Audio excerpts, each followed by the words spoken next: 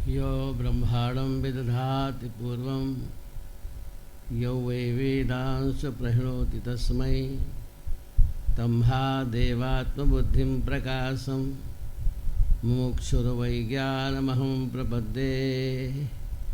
आरामः सर्वलोकानां विरामः सकलापदाम् अभिरामस्त्रिलोकानां रामः श्रीमान् सनः प्रभु। नमोऽस्तु रामाय सलक्ष्मणाय देव्यै ततस्यै जनकात्मजायै। नमोऽस्तु रुद्रेन्द्रियमानिलेभ्यो नमोऽस्तु चन्द्रार्कमरुद्गणेभ्यो। रामं रामानुजं सीतां भरतं भरतानुजं सुग्रीवं वायुसूनुं च प्रणमामि पुनः पुनः। मंच पर आसीन वंदनीय समस्त महापुरुष, दूर दूर से आए हुए सब महापुरुष, भगवान के भक्त वृंद, अभी आपने स्वामी जितेंद्रानंद जी महाराज से सारी बातें सुनी।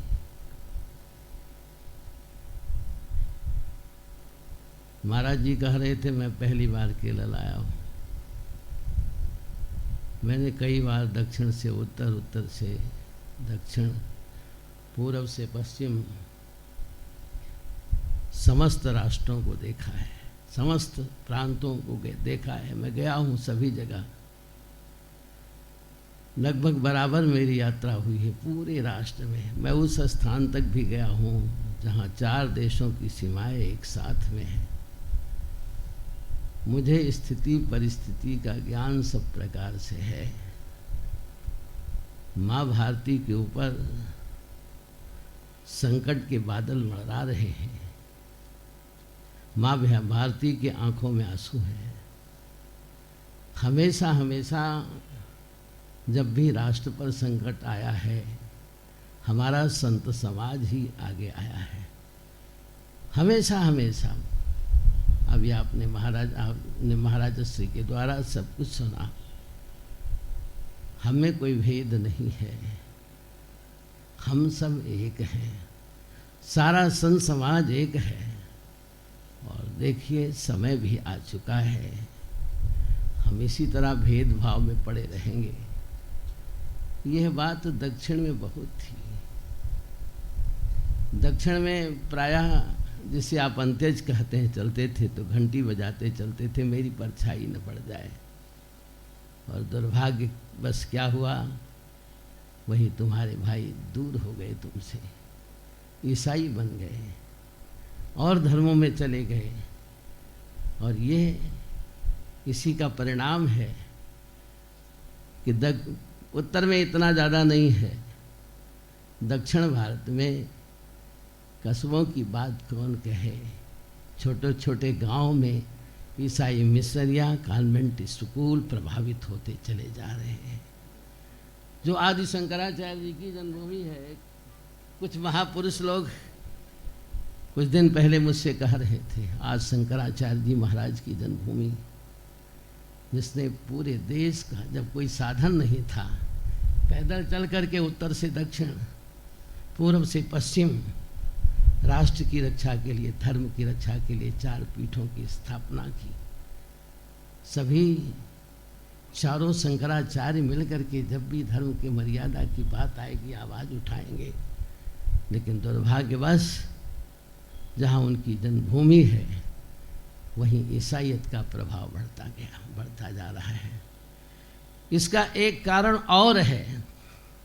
हमने पूर्वांचल में जाकर के देखा, अभी राजशेखर जी जहाँ हमारे राज्यपाल थे, सब सुना है आपने, ईसाइयों ने किस प्रकार से आंदोलन किया। पूर्वांचल, जिस समय देश स्वतंत्र हुआ, तत्कालीन प्रधानमंत्री ने वहाँ के वनवासियों के लिए, वहाँ के आदिवासियों के लिए, वहाँ के जंगलों के लिए कोई शिक्षण संस्थान की व्यवस्था नहीं की। बोलिए, क्या कोई व्यवस्था है किसी के आंकड़े में? ये सारी व्यवस्था ईसाई मिशनरियों को दे दिया और वही ईसाई मिशनरियाँ, आप कहेंगे पेट्रोल डॉलर के बल पर, आप कहेंगे विदेशी धन के बल पर, नहीं नहीं, पेट्रोल डॉलर के बल पर नहीं, विदेशी धन के बल पर नहीं, बल्कि तुम्हारे मठ मंदिरों के पैसे के बल पर, तुम्हारे मठ मंदिरों के पैसों के बल पर तुम्हारे भाइयों को ईसाई बनाना शुरू कर दिया। और भाई देख करके आए हैं, मिजोरम और नागालैंड पूर्णतः ईसाई है। बगल में वहीं अरुणाचल है, 80% ईसाई है। कारण क्या था? आपके भारतीय संविधान में, जिसे आपने पंडित कह करके पुकारा, पंडित नेहरू, पंडित नेहरू, कहाँ का पंडित था, कहाँ का ब्राह्मण था, कहाँ का नेहरू था? क्या कहें, आपने उसे पंडित कह दिया। आपके संविधान में उसने विशेष व्यवस्था, अभी अल्पसंख्यक की बात सुन रहे थे, महाराजश्री सुना रहे थे, धारा 30 आपके संविधान में है, जिसमें लिखा हुआ है, आपके संविधान में लिखा हुआ है, हिंदुओं के मठ मंदिर में रिसीवर होगा, उस रिसीवर का पैसा सरकारी कोष में दिया जाएगा, और उस सरकारी कोष का पैसा, मठ मंदिरों का पैसा 60% ईसाई मिशनरियों को दिया जाएगा। सब पढ़े लिखे लोग बैठे हैं, सारे महापुरुष भी जानकार हैं। 60% पैसा ईसाई मिशनरियों को दिया जाएगा, शेष मस्जिदों, मदरसों, मौलवियों को दिया जाएगा। ये स्थिति हुई, ऐसा आपके संविधान में लिखा हुआ है। कुरान और बाइबल पढ़ करके महाराज जी, आपके संविधान में है, कुरान और बाइबल पढ़ करके व्यक्ति IAS की परीक्षा दे सकता है, लेकिन गीता रामायण पढ़ करके IAS की परीक्षा नहीं दे सकता है। आप अपने विद्यालयों में गीता रामायण पढ़ाएंगे तो शायद आपकी मान्यता भी रद्द हो जाएगी। उत्तर भारत की मैं बात बता रहा हूँ, हमारे यहाँ बच्चों को हमारे पूर्वज पढ़ाए जाते थे गीता रामायण। हर क्लास में गीता रामायण होता है, रामायण का कुछ अंश होता था, बच्चों को पढ़ाया जाता था, और महापुरुषों को पढ़ाया जाता था, शिवाजी पढ़ाए जाते थे, राणा प्रताप पढ़ाए जाते थे, झांसी गुरु गोविंद सिंह जी पढ़ाए जाते थे। लेकिन दुर्भाग्यवश मानव संसाधन मंत्री अर्जुन सिंह हुआ, उसने कहा ये सब के सब सांप्रदायिक हैं, सब हटा दिया। और पूर्वज हमारे कौन हो गए? पथदृष्टा कौन हो गए? औरंगजेब हो गया, बाबर हो गया, अकबर हो गया। मदर टेरेसा को नोबेल पुरस्कार से आपके यहाँ विभूषित किया गया, राष्ट्रीय सम्मान से विभूषित किया गया, जिसने आपके भाइयों को बहुसंख्या में ईसाई बनाया है। आपके न जाने कितने बच्चों को, प्रमाण है, आपके न जाने कितने बच्चों को ले जा कर के विदेशों में बेचा है, और उसको यहाँ पर सम्मानित किया गया, राष्ट्रीय सम्मान से पूरा विभूषित किया गया, नोबेल पुरस्कार दिया गया। किसी समय आपके प्रधानमंत्री ने कहा था, देश के संसाधनों पर पहला अधिकार अल्पसंख्यकों का होता है, पहला अधिकार मुसलमानों का होता है। क्यों? क्योंकि आपके संविधान में ऐसा लिखा हुआ है। ठीक है, जब तक आपके संविधान में ऐसा लिखा हुआ है, आप ऐसे चर्चा करते रहेंगे, जब तक ये संविधान नहीं बदला जाएगा तब तक आप अपने मठ मंदिरों की रक्षा कैसे कर सकते हैं? देश का बंटवारा हुआ, देश के लिए कितने महापुरुष हमारे बलिदान हुए, कितने कितने महापुरुष बलिदान हुए, कितनों ने कुर्बानी दी, लेकिन हम भूल गए। अब हिजड़ों की तरह तालियां बजाना शुरू कर दिया, दे दी हमें आज़ादी। ऐसे सुभाष चंद्र को भूल गए, महापुरुषों को भूल गए, और याद ही रह गया। ये स्थिति आपकी है। तो ऐसे अगर रहेगा तो मठ मंदिरों की रक्षा, ठीक है, आज बहुत अच्छा है, हम राम जन्मभूमि बड़े प्रसन्नतापूर्वक बना रहे हैं, बहुत सुंदर ढंग से बन रहा है, लेकिन इस पर अगर विचार नहीं हुआ, समय आया हुआ है, ये समय इसी का है। अगर आप इस समय चाहेंगे तो ये संविधान बदला जा सकता है, राष्ट्र की रक्षा के लिए समान संहिता लागू हो सकती है। समय रहते चीन ने जब देखा, कुछ विधर्मियों ने इधर उधर आवाज़ उठाई, हल्ला मचाया, तुरंत समान संहिता लागू कर दी, इन बदमाशों को ले जा करके कहाँ कहाँ बसाया, फिर लौट करके नहीं आए। आज जनसंख्या पर नियंत्रण कैसे होगा? जब तक इस संविधान पर विचार नहीं किया जाएगा, ये अल्पसंख्यक है, ये अमुक है, ये अमुक है, ये अमुक है, अमुक है, इन पर विचार नहीं हुआ तो यह जनसंख्या का नियंत्रण कैसे हो सकता है।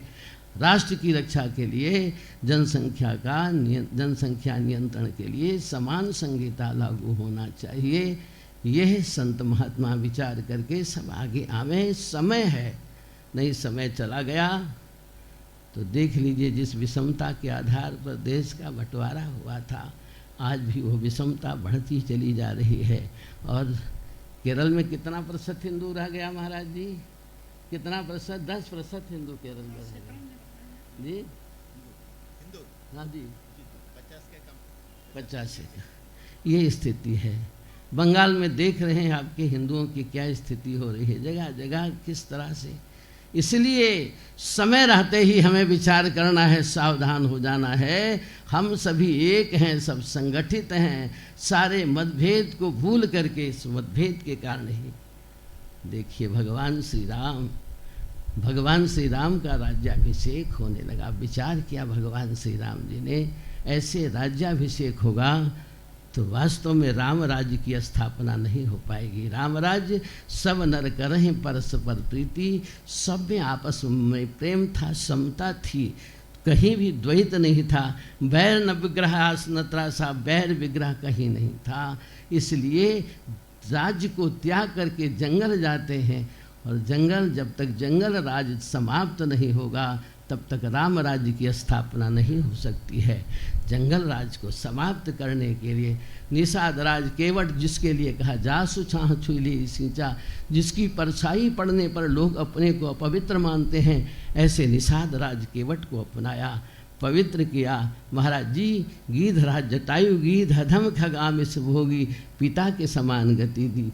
माता सबरी को वो गति दी जो गति किसी को नहीं मिली, ऐसे माता सबरी को परम गति दी भगवान श्री राम जी ने। जंगल राज को कुछ लोग भगवान श्री राम जी के इतिहास में, भगवान श्री राम जी के चरित्र में सम्मुख वध इत्यादि की कथा जोड़ते हैं, लेकिन कहीं भी आर्ष ग्रंथ में, प्रमाण ग्रंथ में कोई ऐसी कथा सम्मुख वध की नहीं आई है। नहीं, भगवान श्री राम जी ने सबको प्रेम दिया है, सबको अपनाया। हम उन्हीं के अनुयायी हैं, हम उन्हीं के वंशज हैं। हमारा भी कर्तव्य होता है सारे भेदभाव को, सारे मतभेद को, सारे द्वैत को छोड़ करके हम एक हो जाएं, संगठित हो जाएं। और जब एक हो जाएंगे और प्रयास करें, ये समय आया हुआ है, ये समय आया हुआ, अगर चूक गए तो फिर आप लोग जानते हैं हम कहाँ जाएंगे, कहाँ हमारी क्या स्थिति होगी। क्या पाकिस्तान में मठ मंदिर नहीं था? आज जिसे बांग्लादेश कहते हैं, क्या वहाँ मठ मंदिर नहीं था? क्या वहाँ साधु संत नहीं थे? अरे आपके राष्ट्र से ही ईरान गया, अफगान गया, बांग्लादेश बना, पाकिस्तान बना, और देखिए कितना सिमटते जा रहे हैं। और आज भी आप सिमटते चले जा रहे हैं। सुरसा की तरह इनकी जनसंख्या बढ़ती चली जा रही है। क्या होगा? नहीं, सारे भेदभाव भूल करके आप संगठित हो जाएं, एक मत हो जाएं, एकत्र हो जाएं और प्रयास करें। संविधान में समान संहिता, धारा 30 दूर हो करके समान संहिता लागू हो, तभी जनसंख्या पर नियंत्रण होगा, तभी राम राज्य की स्थापना होगी। निश्चित है आप संगठित जहाँ हो गए, राम राज्य की स्थापना हो जाएगी, सारे सुख शांति की प्राप्ति होगी। हमारे लिए तो राष्ट्र ही सब कुछ है। राष्ट्र है तो मठ है, मंदिर है, राष्ट्र नहीं तो कुछ भी नहीं है। बस अब कुछ नहीं, समय आ गया है राम राज्य का, समय आ गया है राष्ट्र की अखंडता का। सब संगठित होकर के राष्ट्र के लिए तैयार, अखंडता के लिए, रक्षा के लिए तैयार हो जाएं। संत समाज ही हमेशा आगे आकर के रक्षा किया है। जय सिया राम।